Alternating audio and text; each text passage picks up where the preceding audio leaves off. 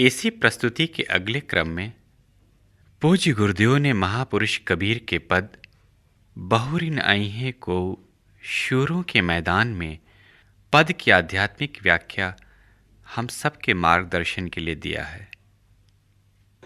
एक साधक का समर्पण कैसा होना चाहिए। सब भजन ही तो करते हैं, सब शरण ही तो आते हैं। सदगुरु की शरण आए हुए साधक के क्या लक्षण होने चाहिए, इस पर एक कबीर का भजन है, प्रस्तुत है।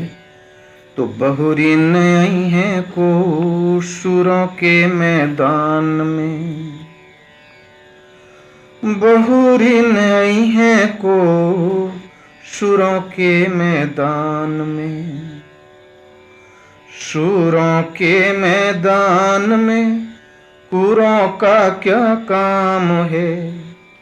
सूर्य को सूरा मिले तब पूरा संग्राम है। शीश राखी जो जूझा चाहे, यह कुरों का काम है। अरुंद लड़े सदगुरु के आगे, तब पूरा संग्राम है। बड़ी बड़ी बातें भोंदू मारे, दिल की जाने राम है। कहे कबीर तेई नरसूरा, जिन पर रीझे राम है। तो बहुरिन आई हैं को शूरों के मैदान में। शूरवीरों की एक ऐसी रणस्थली है जहां पर एक बार कोई लड़ गया तो दोबारे लौटकर फिर कभी नहीं लड़ना पड़ेगा। लेकिन सृष्टि में कोई रणस्थल ऐसा नहीं है जिसमें हजारों बार लड़ाइयां हुई और आज भी होती जा रही है। लेकिन कबीर ने एक ऐसा रणस्थल ढूंढ निकाला, एक बार उसमें कोई लड़ ले तो दोबारे उस मैदान में लड़ने के लिए नहीं आना पड़ेगा। तो ये भक्ति पथ एक शूरवीरों का रास्ता है। राम नाम दुर्लभ अति और ते नहीं काम, आदि अंत अरु युग युग राम ही ते संग्राम। राम नाम अत्यंत दुर्लभ है। दुर्लभ है तो क्यों झंझट में पड़ते हो, छोड़ो बवाल। तो कहते नहीं, पढ़ना पड़ेगा। और होते नहीं काम, और किसी विधि से आप कार्य सिद्धि नहीं होगी, कल्याण नहीं होगा। इसलिए आदि अंत अरु युग युग राम ही ते संग्राम। आदि भजन की शुरुआत है, अंत प्राप्ति काल है। इसमें चाहे युग युगांतर लग जाए, यदि संग्राम है तो केवल राम से। भक्ति पथ एक युद्ध स्थल है।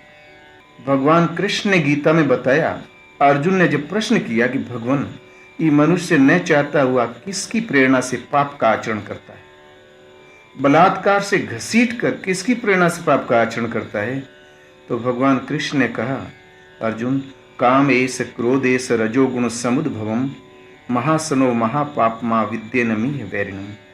काम और क्रोध भोग भोगने से कभी तृप्त नहीं होने वाले इस पथ में यही दुर्जय शत्रु है। इन्हीं से विवश होकर मनुष्य पाप का आचरण करता है। जैसे गर्भ और मल से दर्पण ढका है, इसी प्रकार इस काम रूपी दुर्जय शत्रु के द्वारा वो आत्मा ढका हुआ है। ये ज्ञान और विज्ञान का विनाश करने वाला दुर्जय शत्रु है। अपनी शक्ति को समझकर असंगता रूपी शस्त्र द्वारा इस दुर्जय शत्रु को काट युद्ध कर। जब शत्रु भीतर है तो बाहर कोई किसी से क्यों लड़ेगा।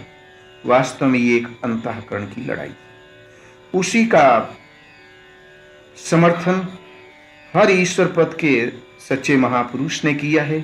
कबीर ने भी कहा कि एक ऐसा रणस्थल है, एक बार विजय पाली तो शाश्वत विजय है, फिर उसे लौट कर न तो संसार में आना पड़ेगा और नहीं उनका संसार वो रणस्थल रहेगा। कारण कि जेहि जाने जग जाई हेराई, उसे जान लेने के साथ जगत ही खो जाता है। जागे जथा स्वप्न भ्रम जाई, जाग जाने पर जैसे स्वप्न का भ्रम समाप्त हो जाता है। तो संसार ही तो रणस्थल था, वो ही खो गया और भजने वाला उसी स्थिति में पा गया। फिर लौट करने आवागमन में आएगा, न युद्ध। तो बहुरी ने आई हैं को शूरों के मैदान में, शूरों के मैदान में कूरों का क्या काम है। किंतु उन शूरवीरों के मैदान में कायरों का क्या काम है। किंतु हम बहुत ही बड़े शूरवीर हों, सच्चे साधक हों, प्राणपन से लगने की क्षमता वाले हों, लेकिन यदि सद्गुरु नहीं मिला तो सब बेकार। इसलिए सूर्य को शूरा मिले तब पूरा संग्राम है। सूर्य को जब शूरा मिले, कोई उस रास्ते से गुजरा हुआ महापुरुष मिले, सद्गुरु मिले, तब संग्राम पूर्ण है। गुरु बिनु भवनिधि तरहि न कोई, जो विरंचि शंकर सम होई। गुरु के बिना भवसागर कोई पार होता ही नहीं। यहाँ तक कि विधाता और शंकर की अवस्था वाला है, और यदि गुरु से विच्छो हो गया तो फिर आगे की दूरी तय नहीं होगी। इसलिए कबीर ने कहा, कबीर हरि के रूठते गुरु के शरणे जाए। कह कबीर गुरु रूठिए हरि नहीं होत शाय। कबीर कहता यदि हरि रूठ जाए गुरु की शरण जाओ। वो भगवान कैसे मनाए जाते, उस विधि को जगा देंगे, उस पर चला देंगे।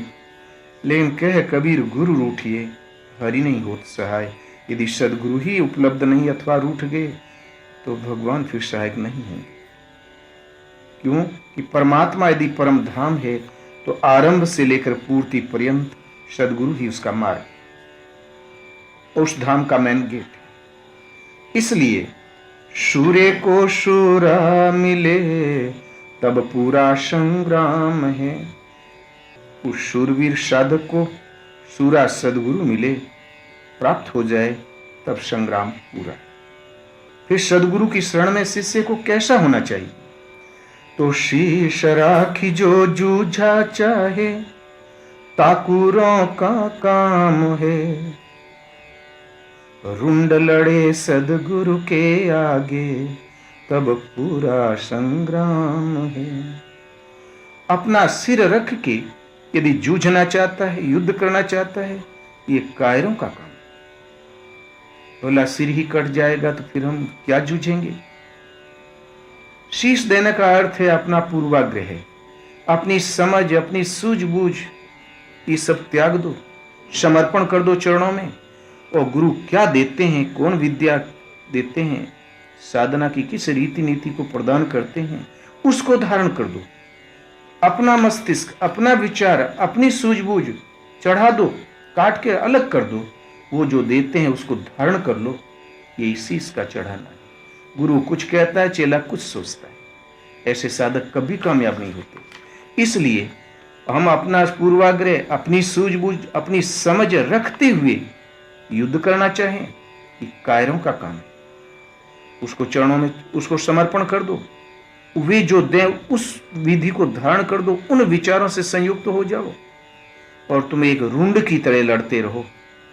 रुंड में सोचने की क्षमता है, हाथों में है, पीठ में, पेट में नहीं ना। तुम रुंड की तरह लड़ते रहो, तब पूरा संग्राम, तब आपका संग्राम सच्चा है। कामयाबी अवश्यंभावी है। और कदाचित हम शीश नहीं दे सके, तब बड़ी बड़ी बातें भांदू मारे, दिल की जाने राम है। कहे कबीर तेई नर शूरा, जिन पर रीझे राम है। यदि हम शीश नहीं दे सके, अपना पूर्वग्रह, चटपट, कुछ न कुछ मान्यता, समझ बचाए रह गए, तब गुरु की विद्या किस मन में समाए। वो तो अपना जो सूझबूझ थी बौद्धिक स्तर पर, उसी में उलझा हुआ है। ऐसे लोग बड़े बाचाल होते, लेकिन कितना ज्ञान बताएं, मूलतः वो भोंदू है। तो बड़ी बड़ी बातें भोंदू मारे, वो बड़ी बड़ी बातें कहता है लेकिन है भोंदू। स्कूल में जो सबसे गया गुजरा लड़का होता है उसको भोंदू कहते हैं, और डींग उतनी बड़ी। और ऐसे लड़के आवारागर्दी बहुत बताते हैं। तो बड़ी बड़ी बातें भोंदू मारे, दिल की जाने राम है। लेकिन परमात्मा आपके हृदय की जानते हैं। ये जबान की बातें बाहर हवा पानी बांधना, वहां ये कपट नहीं कामयाब होता। इसलिए कहे कबीर तेई नर शूरा, जिन पर रीझे राम है। कबीर कहते हैं कि वही नर शूर हैं, सच्चे सूरवीर हैं, जिन पर कि प्रभु रीझ जाए। कबीर मन निर्मल भया, जैसे गंगा नीर, पाछे लागे हरि फिरे, कहत कबीर कबीर। जहां आपका मन निर्मल हुआ, समर्पित हुआ, पाछे लागे हरि फिरे, कहत कबीर कबीर। छोटे शिशु के पीछे जैसे माताएं गार्जियन लगे रहते हैं, बच्चे इधर पांव मत रख, गंदा मत छू, सीढ़िया है गिर जाओगे, और वो भाग के सीढ़िया पकड़ता है, तो पाछे तो माता उठा के अलग करती है, गार्जियन अलग करता है। ठीक इसी प्रकार पाछे लागे हरि फिरे, कहत कबीर कबीर। तो सच्चा सूर वो है जिन पर कि हरि रीझ जाए, प्रसन्न हो जाए। गुरु नानक ने कहा कि प्रभु मैं कुछ भी मांगू मत देना, एक दया करना कि आप मुझे मैं आपको भा जाऊं, आपको प्यारा लगने लगूं। एक साधक का समर्पण ऐसा ही होना चाहिए। सदगुरु की जब शरण में जाए तो अपना सूझबूझ समझ ताक पे रख दो, वो विद्या में क्या देते हैं उसको धारण कर लो, और बस रात दिन एक करके उसमें लग जाओ। तो जागत में सुमिरन करे, सोवत में लोलाए, सूरत डोर लागी रहे, तार टूट ना जाए। यही रात दिन का लड़ना है।